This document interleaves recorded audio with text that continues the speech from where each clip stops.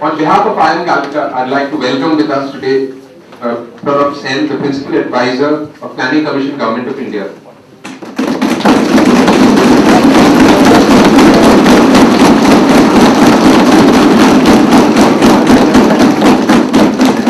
Now, I have in front of me a pretty long list of his achievements. I'll try to keep it brief. So, he received his BA in Economics from St. Stephen's College, University of Delhi, went on to the George Washington University in DC, and his PhD in Economics was done at the Johns Hopkins. He specialized in open economy, macroeconomic systems, and public finance. Before working for the Government of India, he has served as a management consultant in Washington DC. He has taught in various institutes as the Johns Hopkins in Baltimore and the Delhi School of Economics in Delhi. He then turned to research and then went on to work at the World Institute for Development of Economics Research in Helsinki. He then shifted to the Government of India as an economic advisor in the Department of Electronics from 1990 to 94. He moved to the Planning Commission in 94 as an advisor and principal advisor of the Perspective of Planning and Statistics and Surveys. He was the principal author and coordinator of various 5-year plans of the Government of India. He was finally appointed as the first Chief Statistician of India in 2007 as the functional and technical head of the National Statistical System of India. He was also appointed the Secretary of the Ministry of Statistics and Program Implementation in Government of India. That's about as brief as I could keep it. I would now, without further delay, like to hand it over to Dr. Pronab Sen.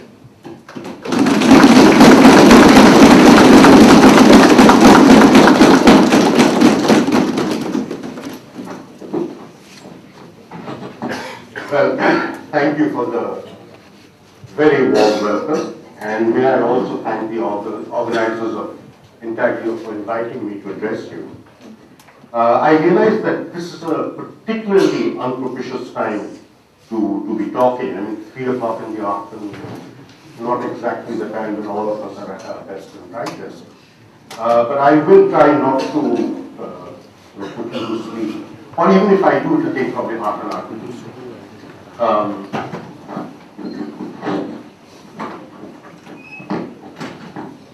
Yeah, that's everything. You know, when I was asked to talk about it, I really couldn't figure out what it was that would grab your attention. You know, over my working life, I've been a professional economist practically all of it. I've been serving civil servant for 20 years. I've been a sort of a part-time statistician and a one-time management technique. So, you know, there's little bits and pieces. But the main part of it has been economics.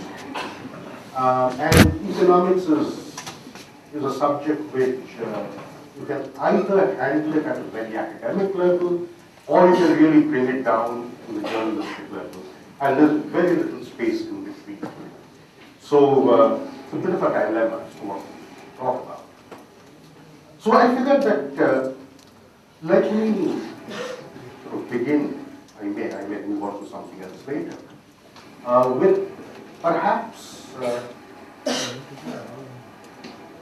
something that I personally have become guilty of, which is that in a moment of, I think, completely misplaced enthusiasm, I happen to coin a term called inclusive growth. This appeared first time in the approach paper to the 11th5-year plan, which was written in early 2006. And as somebody remarked a couple of years later, that particular term has become a fashion statement. Between 2006 and 2010, 4 countries have used the term inclusive growth as an explicit component of their development strategy. And these 4 are, of course, India, China, Brazil, and South Africa. So it's the BRICS minus Russia. So I thought, you know, let me try and leverage this. So you've got BRICS on one hand and inclusive growth on the other, which comes somewhere in the middle of the BRICS acronym. The problem, of course, is that none of these four countries had ever talked to each other. So we didn't quite know whether we were talking about the same thing when we used the term inclusive growth. And so earlier this year, I think it was in November, we decided to call a conference of the heads of the planning systems of these four countries to discuss what our understanding of the term inclusive growth was. And that was a fascinating conference. It turned out that all the four countries and the representatives of the four countries had a gut feeling that, about what they thought inclusive growth was. But none of us had been able to articulate it in any meaningful way. So there we were, four large countries, all using inclusive growth as the cornerstone of the development strategy, without really knowing what the hell they're talking about. And so I thought that perhaps let me start on this notion of inclusive growth, because it does tie in, I think, with some of the things you do. And perhaps it also ties in with the kind of stuff I did as a statistician. Let me begin with a statistic that I think most of you may not know, which is that in the 2005 economic census, in India we had,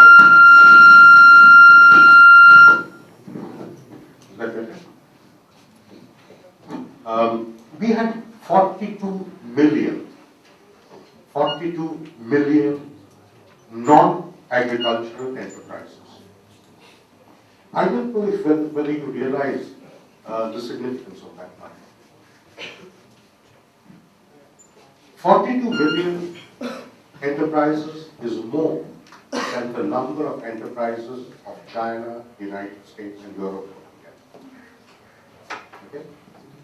Now, these 42 million enterprises can be broken up and they can be sliced in many ways. About 500,000 of them are in the organized sector. The remaining 41.5 million are in the unorganized sector. If you look at the average employment of this 41.5 million unorganized sector enterprises, you come up with a startling figure, which is that the average employment in these 41.5 million is about 2.5 persons per establishment. So we did a second round of dissection and said that, look, of this 41.5 million, clearly some of these are activities that people take up because they have nothing else to do. So it's a survival strategy, right? Now, what would be a reflection of a survival strategy? Presumably, it would be an enterprise which doesn't hire anybody else. So whatever is the labor that exists within the household, only that is used. Right? It's very decent of survival enterprise. When you do that, what you are left with is 18 million enterprises who employ more than one person outside of the household. Now, 18 million is also a huge number. And to give you a feel for the magnitudes, if you take the total number of unemployed in India, the total number, that's about 15 million people. So if I have 18 million enterprises and I can persuade or grow each of them to add just one more person to their workforce, I have zero unemployment in the country. That's what the magnitude is. And in a sense, I think when we talked about inclusive growth, it was really to say, how do I energize these 18 million enterprises to start with, and maybe then go on to energize those survival enterprises, those subsistence enterprises, which still haven't been able to break out of their subsistence level. The heartening thing about all of this is that all 42 million enterprises represent entrepreneurship. We have this very unfortunate tendency to think of entrepreneurship as something that happens in large corporations. That is not. Entrepreneurship is really all about taking charge of your own life. And that's what India's giving.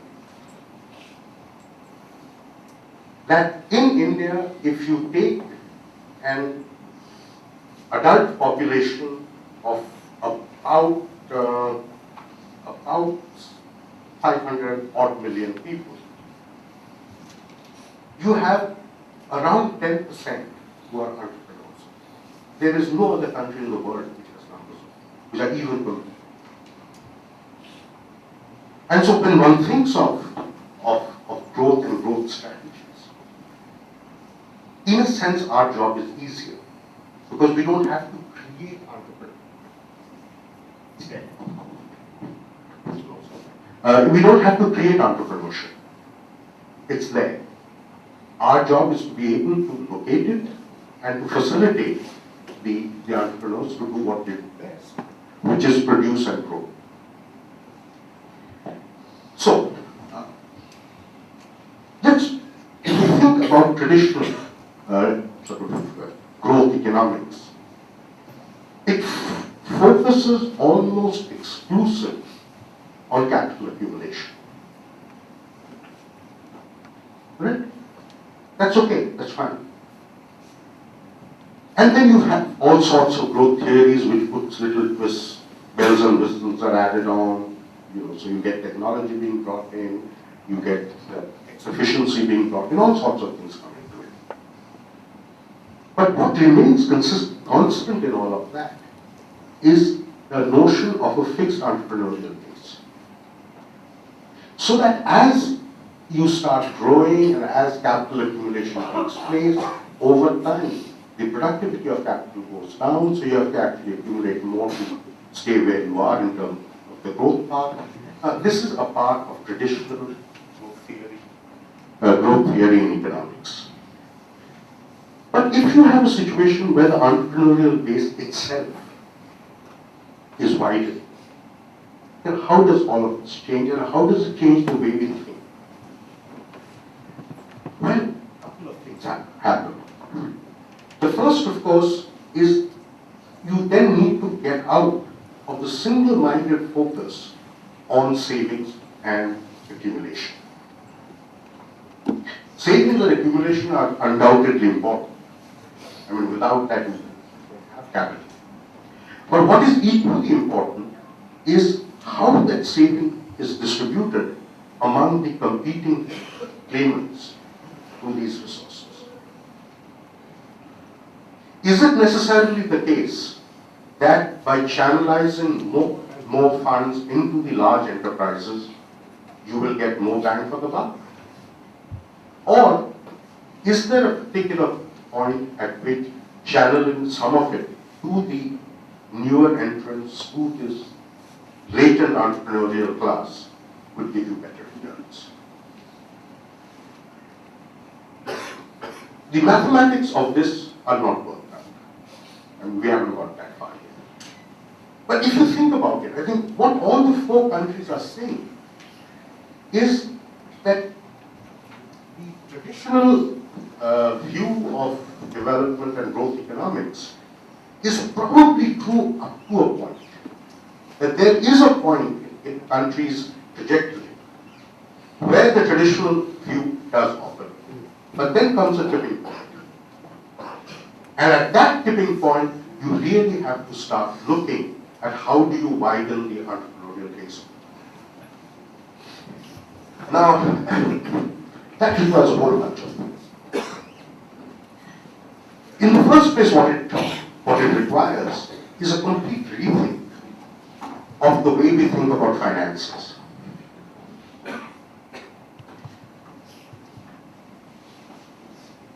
The financial system, as it has evolved the world over, and which we have inherited to a large extent, has really followed the sort of patterns that have been dictated by the industrial class.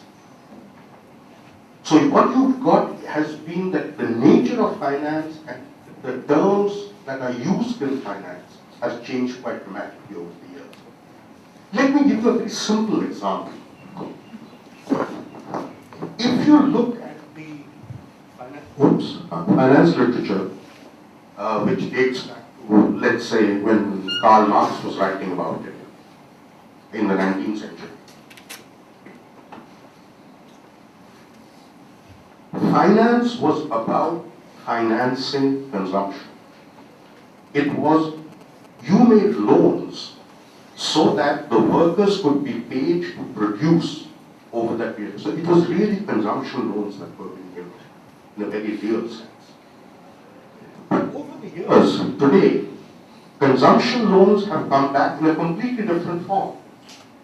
That is, you consumer finance rather than financing consumption for production. Now, why is this important? It's important because think about this big debate that we've been having in India about providing credit to the agricultural class. We provide credit to agriculture for only two purposes. Either to buy farm machinery, so there's a physical collateral, or to buy farm inputs, where again there is a stock in trade, which is again collateral. But if you think of farm activities, it is not that I put in inputs today and I get an output tomorrow. It is I put in an input today, I get the output 5 months later. How do I finance my survival over this 5-month period? And without that survival, that final act of being able to harvest the grain will simply not happen. So consumption in particular kinds of systems are a part of the production process. So the terms of discourse have been altered. I mean, this is not something that we've discovered. This was very much a part of the financial system as it evolved in Europe 3 centuries ago. It is that over the course of 3 centuries, as the capitalist system has evolved in the West, the financial system has followed suit and has actually made a virtue out of necessity. We have unfortunately borrowed that model without tweaking it sufficiently to meet the needs of our conditions. Now, at the heart of this, therefore, is really rethinking our own financial system. Now, what you might ask is that in this day and age of global finance, can you de-link yourself from the trends that are happening elsewhere? Well, perhaps not. Perhaps you can't entirely. But surely what should be possible is for us to be able to do carve-outs. In a sense, the Grameen Bank model, the microfinance model, is a carve-out model. But again, it has the same problem, which is that the carve-out is not complete. So the Grameen Bank model itself has been gradually morphing back into your standard banking model and starting to lose relevance. So the nature of the carve-out has to be thought through much more carefully. And this, I think, is the really big challenge that faces a lot of us. The second part of it, I mean, finance, as I said, is at the heart of all market-driven processes. But that's not all. We also then have to start rethinking about the nature of infrastructure and the nature of infrastructure development. Typically what happens is infrastructure development, again, is something that follows developments that precede it. What we look at are clusters of economic activity, and then we try and join these clusters up, either with each other or with the consumption sectors. What we do not try to do is to think of an infrastructure development program that actually encourages a particular kind of development. And the criticality of this way of looking at things and thinking about things is that there are lots of instances where there's a chicken and egg problem, where a particular activity doesn't occur because somebody is waiting for something else to happen. One of the problems that we've been facing over the last few years, it's become highlighted with this recent rise in food prices, is this business of encouraging diversification in agriculture. And we've been talking about agricultural diversification for these years. And what we found is that no matter how hard we've tried, it's basically remained a food grain based economy. Now, why does this happen?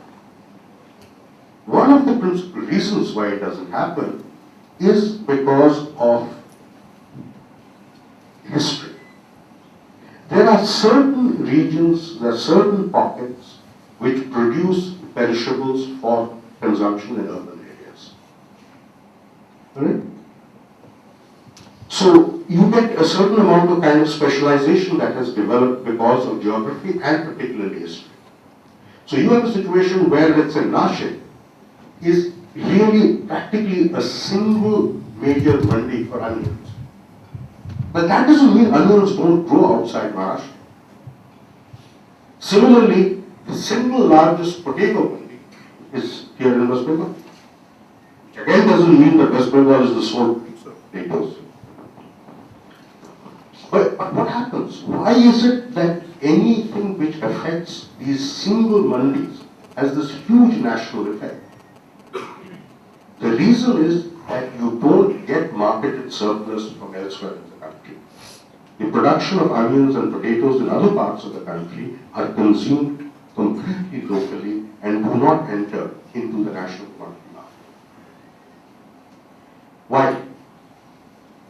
Well, if you again think about it, it has to do with the nature of the market of the mandi itself. Different products require different kinds of storage facilities, which is a must for any larger transaction system. If I have a trade, the first question that we will ask is, does the produce exist? And therefore, should I build this kind of a storage structure? And the answer is, of course, that no, it doesn't exist. Go to the farmer, and the farmer says, where is the market? Until the traded exists, I'm not going to produce this stuff. So you're caught. It's a complete standoff. To break the standoff, you need to be able to bring in public intervention which takes the object. And that is the job of infrastructure creation. It is to identify where these kinds of logjams are happening and to intervene strategically. Now, all of this is very straightforward in theory. The problem is it's very difficult to implement on the ground.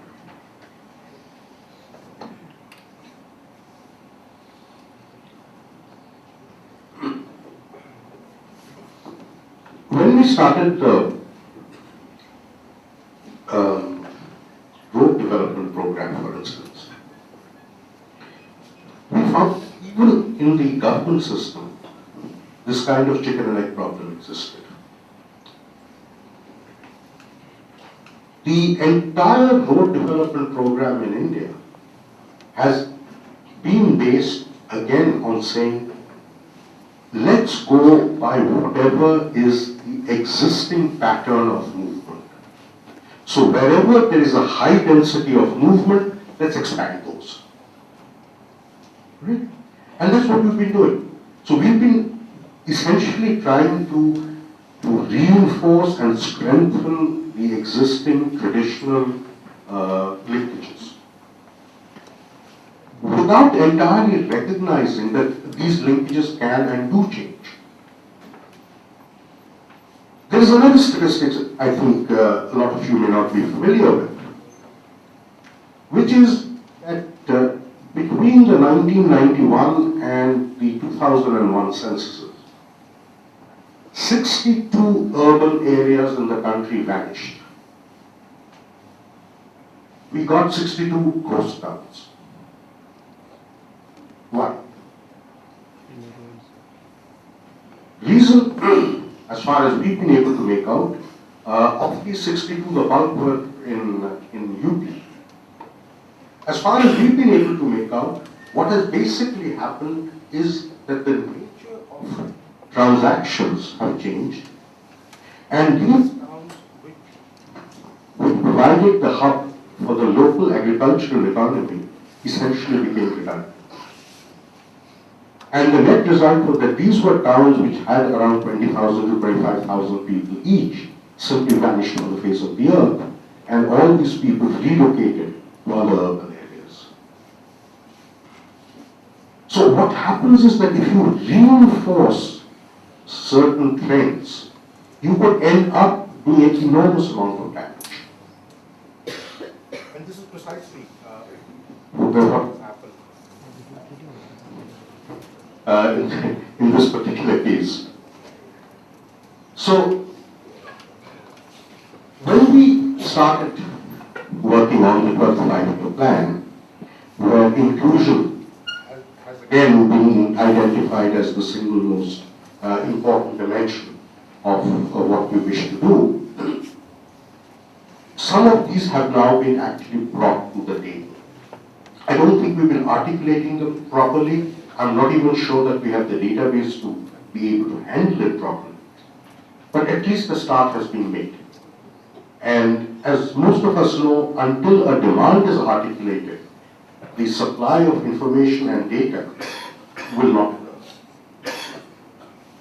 Whether it will at all occur or not, I still don't know. I mean, that's up to the statistical system to figure out.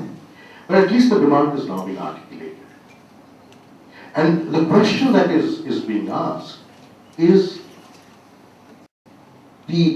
let's take one very specific question.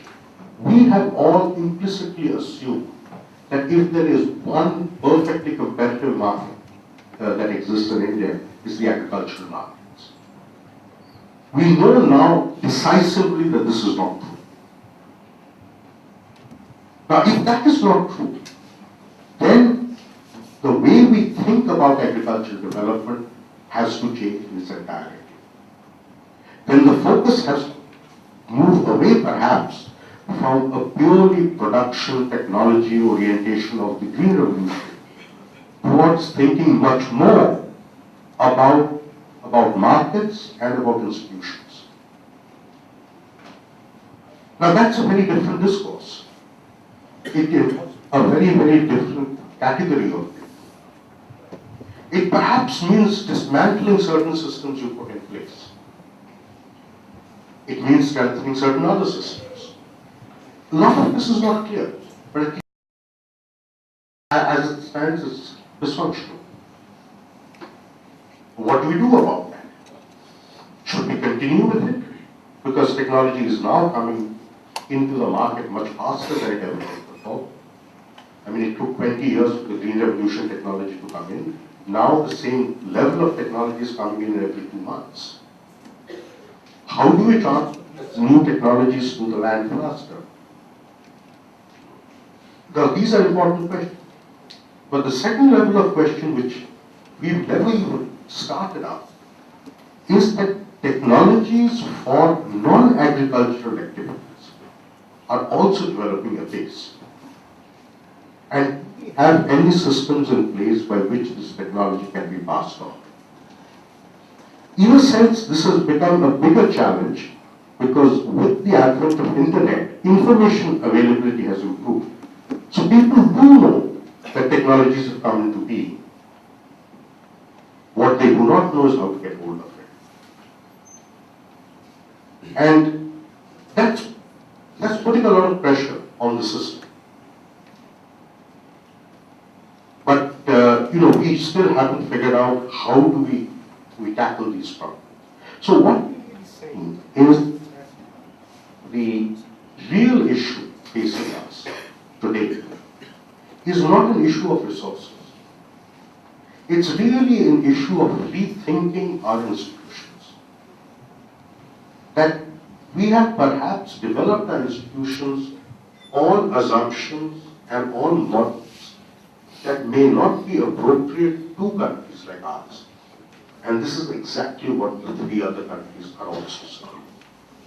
That we have inherited institutional structures and modalities who will think, devise, and run those institutions. Up to a very recent past, I think we used to denigrate people who we called social entrepreneurs. And this sort of sneered at a little bit. But social entrepreneurship now has become a major activity and has, I think, achieved the level of social recognition that had been good for much longer. More and more people with your kinds of backgrounds are going in for social entrepreneurship, and with, I think, very good results. And it's precisely those set of skills, those ways of looking at things, of thinking about things, which needs to get brought in. Because I don't think we can now rely on imported models anymore. Thank you.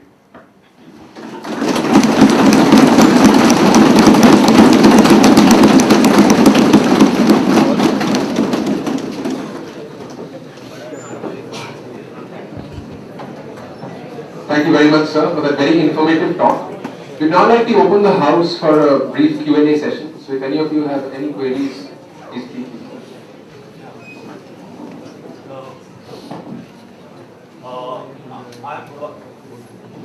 I'm Varun Miller.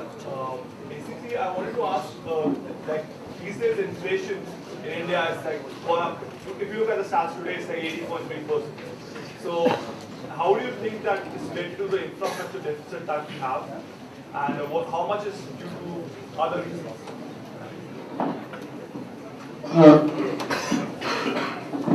To the infrastructure deficit, not very much.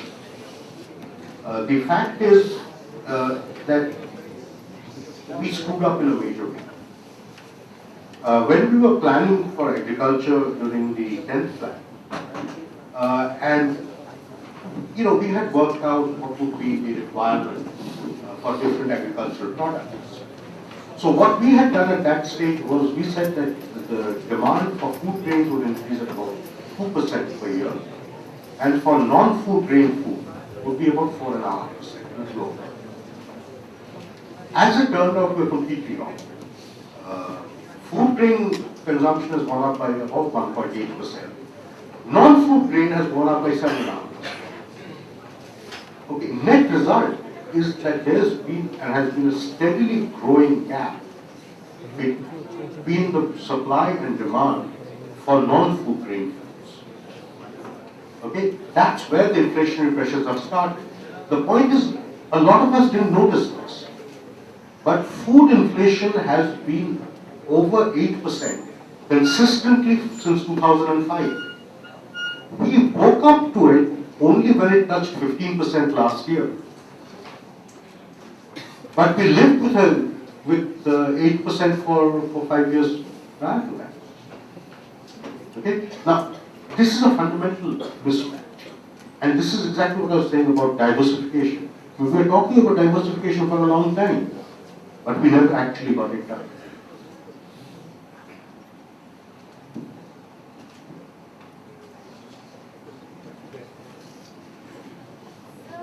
What do you think, for example, don't think the people behind can hear you.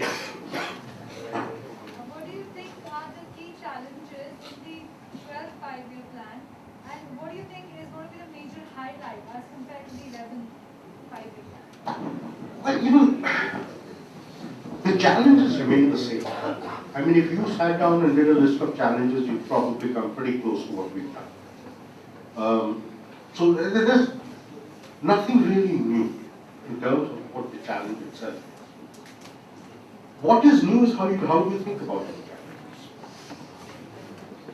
Typically, planning processes, and this, by the way, is true of most disciplines, and certainly true of economics, it's probably true of numerous other disciplines as well, is that we define a problem and then somehow heuristically we jump to a solution. Although we know, perhaps even consciously, that there's a whole bunch of dimensions that you have to scan before you come up with a solution.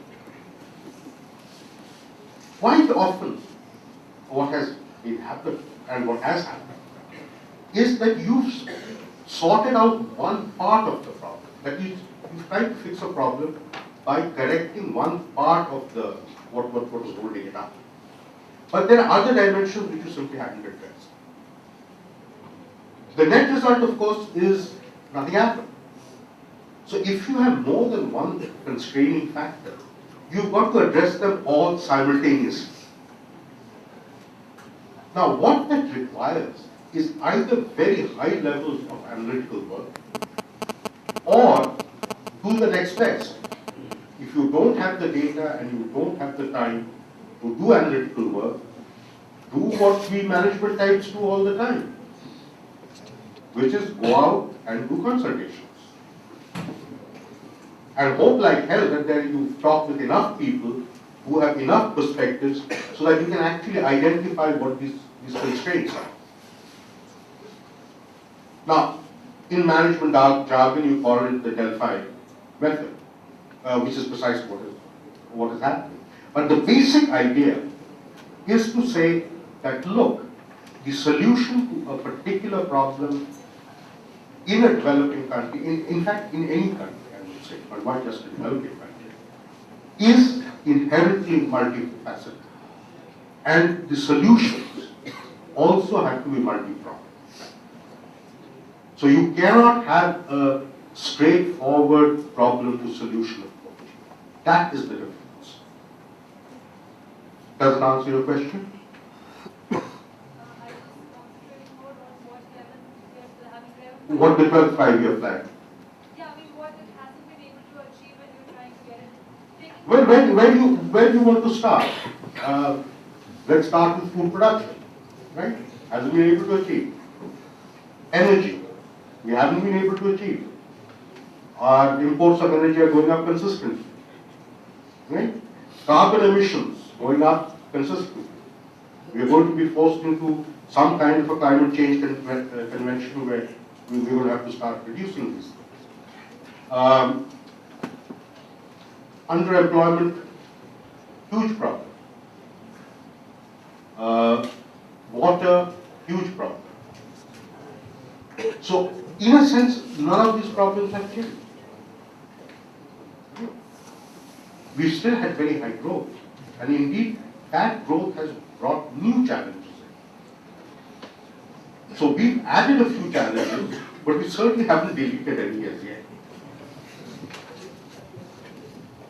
Yeah. So my question is related to the statistic that you brought in.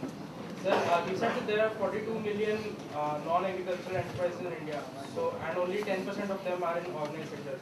So can we take this as a sign of inefficiency that is prevailing in our system? I didn't say 10%.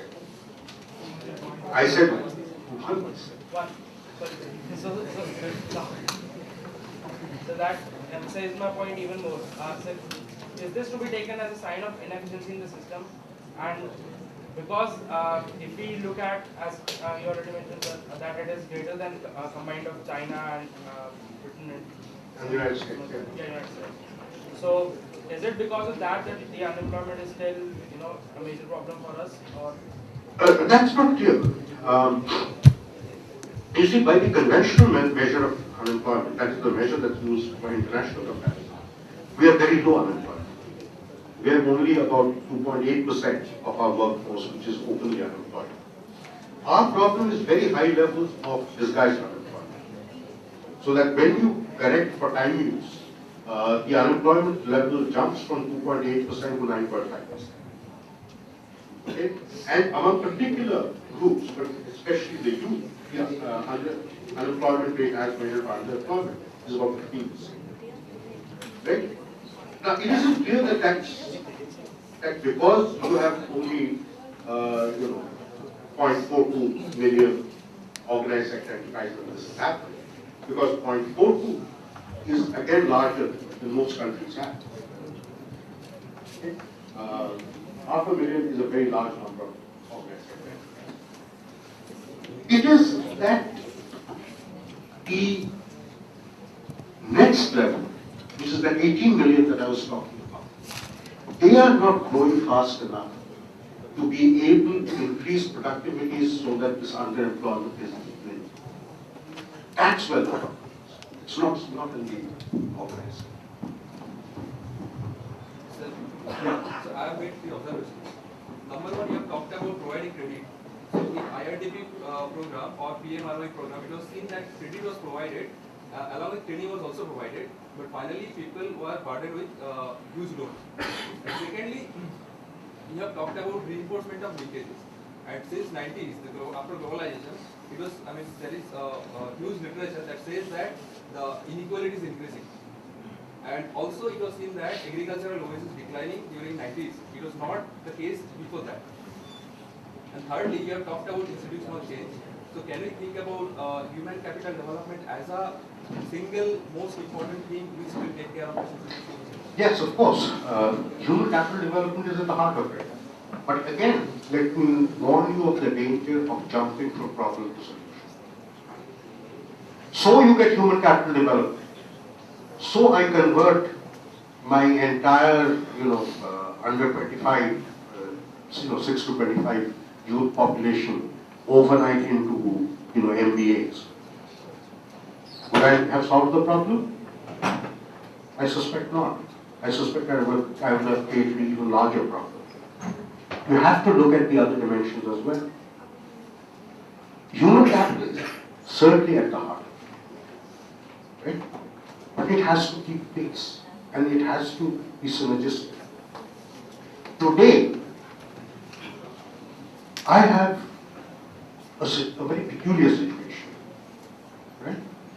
Where if you look at unemployment patterns, you have very high unemployment among graduates. It's about 18% in the country. People who have finished their graduation. On the other hand, when I look at the demand and supply position for skilled operators, people like lathe operators, bulldozer operators, crane operators, bus drivers, there is a huge shortage. In fact, today, at this point in time, told from the large construction firms in India that the rate of turnover of bulldozer and crane operators is higher than the rate of turnover of software professionals. Okay? So, it's not just human development, but human development to satisfy a particular economic demand, which then depends upon how the entrepreneurial section is behaving. Which directions are they moving? What activities are they taking? What are the skill sets that they need? All of this has to hold together. We've spent a long period actually training up people essentially to be, what should I say, flexible. We have a very large number of our graduates come out of the humanities. Right? The point is that a lot of them are completely unemployable because demand for those kinds of skills simply don't exist, which is the pure literacy kind. So it has to get tied together. That's the plan.